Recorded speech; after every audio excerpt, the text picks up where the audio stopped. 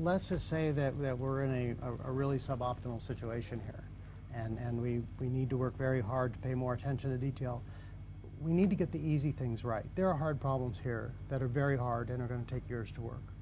But if we can't pay attention to the details with the easy problems,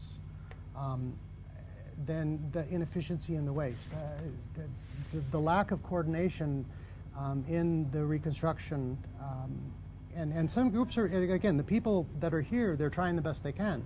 There's no communications. Everybody's got VSATs, they have limited bandwidth. I have more bandwidth to my house than most of the city has. And yet that's the way they communicate. Look at just the number of agencies that are just here in Jalalabad. This is 23 pages. That's unbelievable. And it's like name, contact number, what they work on. I guarantee. These are all aid agencies. Oh yes, national, international, UN, everybody's here. You name it, they're all here. And probably some of them here they don't really exist, but they made the list. And even this list is a little bit out of date. What are they all doing? The best they can in the situation. Problem is they don't know what each other is doing. Any one group knows what they're doing. But two groups that are 100 yards apart in different compounds, unless there's an official chain for information sharing, they have no awareness. And so they can't synergize their activity, they can't leverage off of each other, they can't resolve conflict of competing for the, and I don't mean competing for dollars, but just if you're trying to let a contract out to build a well or to build a school, if two groups are doing it in the same place, doesn't make sense. It doesn't go real well. It doesn't work. That's what I said. The system is failing. It is, yeah, the system's broken. And it's very easy to point fingers at individuals, but you know, if you've been here on the ground and you see the way the system works, you realize that this is a policy, and no one really thought through the level of complexity required.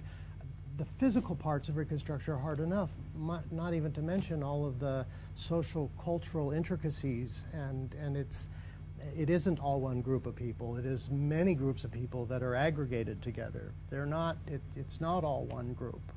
And so that's the cultural part of this is also very hard. Why is it also so hard to get people to admit to things like this? Well, that's natural human tendency. You don't want to admit failure, and again, if your career depends on whether or not you've done something, and you're not going to, there's no incentive for truth-telling if the truth doesn't comply with what the expectations are. So again, it would be great to actually just shine light on everything and let everybody see what everybody's doing. Because I have friends back in the States that support me. As soon as I bring these things back, they want to help so bad, but they have no idea how to help. And because we don't have the eyes on the ground and the people-to-people network. I think the major problem is that because of our focus on rule of law, and I'm not against rule of law, but on that sort of focus, we've missed working with the civilians. We're working with the civil authorities. And in a culture such as here, that's problematic. What about the donor money itself and how much of that actually gets the Afghans? I would love to see a graphic visualization of where money goes in one end and actually follow the money down and to see where it goes. And I think that would be an incredibly enlightening thing to see. Sure, you're going to see some graft and some things, but I'd be willing to bet that most of the money is lost in inefficiency, not in corruption. What's the effect that has on the ground here? Well, two effects. One is we get a lot of inappropriate equipment. For example, the U.S. power system is very different than the power system in this part of the world. So when you get the machines, and especially the sensitive medical equipment and the higher tech equipment, it very quickly burns out, and you have to put extra voltage regulation. The voltage here spikes 350 volts at times, and then goes very low power, and it just tears up the electronics. So it burns things. One really good example is the fluorescent lights, the ultraviolet lights for the babies that have neonatal jaundice. And, you know, you shine light on them, and they go, well, those lights are supposed to last so many hours, but because of the spiking power and who's bought them, they don't last as long. And so, here you are, fuses that blown out, and something that maybe a lesser quality piece of equipment, but a little more robust, would have actually solved the problem. So you end up with a whole lot of expensive equipment you'll see storerooms full of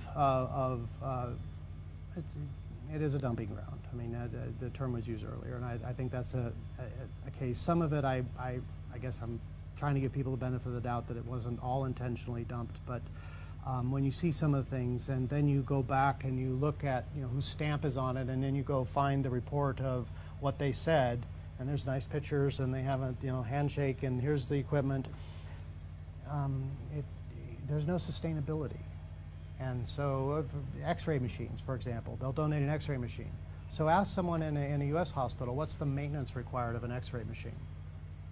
It's actually turned out to be rather substantial. So if you give you give some of that equipment, and you don't give the maintenance contract, and you don't give the sustainability, or train anyone to use it, well,